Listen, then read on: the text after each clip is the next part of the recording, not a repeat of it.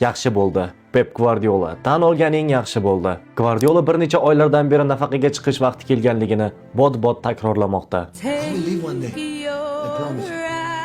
Bilasizmi, oxirgi yillarda men Pepning charchaganligini ko'ryapman. Albatta u oldingidek hamma narsani oson yutolmayotganligi uni biroz ranjitayotgandir. Lekin u charchagandek ko'rinadi. Ayniqsa odamlar uni endi yuqorida ko'rishni xohlamayotgandek. So'nggi paytlarda esa mana shunday tendensiya yuzaga kelmoqda. Odamlar uning futbolga qo'shgan hissasini birin-ketin unutishmoqda. Hatto ayrim murabbiylar va sobiq murabbiylar ham Pep futbolni buzdi deyishmoqda. Ularning fikricha uning uslubi sabab oldingidek iste'dodli, ijodkor futbolchilar kamaygan. Avvallari futbolchilar improvizatsiya, dribling, sehr ko'rsatishardi. Hozir esa ko'proq taktika va jismoniy tayyorgarlikka e'tibor berilmoqda.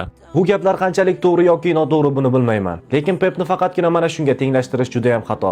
Odamlar uning qadriga faqatgina ketganida yetadi deb o'ylayman. Agar bugun Arsenal dunyoning eng yaxshi o'yinlaridan birini ko'rsatayotgan bo'lsa, buning uchun Mikel Arteta Pepga rahmat aytish kerak. U Pepdan ilhom olganligini ochiq aytib o'tgan. Agar biz Bavariya fonida ajoyib futbolni ko'rayotgan bo'lsak, bu yerda ham Vincent Kompany Pepdan juda ko'p narsani o'rganganligini tan olgan. Agar futbolchilar haqida gapiradigan bo'lsak, bu ro'yxat juda ham uzun. Joshua Kimmich, Robert Lewandowski, Kevin De Bruyne, Erling Haaland, hatto Lionel Messi ham uni hayotdagi eng yaxshi murabbiy deb atagan. Odamlar nima desa desin, haqiqat shuki, kelajak futbolning katta bir qismi aynan Pep Guardiola sababli qurib bo'lingan. Albatta u oldingidek yangiliklar qilmayotgandir. Uning yana bir yillik shartnomasi bor, lekin aytishlaricha bu mavsum oxirida u ketishi ham mumkin. Uni yoqtirmaydiganlar xotirjam bo'lishi mumkin. Tez orada tiki-taka, himoyachilarning yarim himoyaga o'tishi ham tugaydi. Lekin shuni unutmang, Jurgen Klopp Liverpoolni tark etganda qanday katta bo'shliq qolgan bo'lsa, Alex Ferguson Manchester Uniteddan ketganida qanday davr tugagan bo'lsa, yoki Arsene Wenger Arsenalni tark etganida qanday o'zgarishlar ro'y bergan bo'lsa, Pep ketgach ham mana shunday katta bo'shliq albatta qoladi. Va odamlar buni tushunib yetganligida esa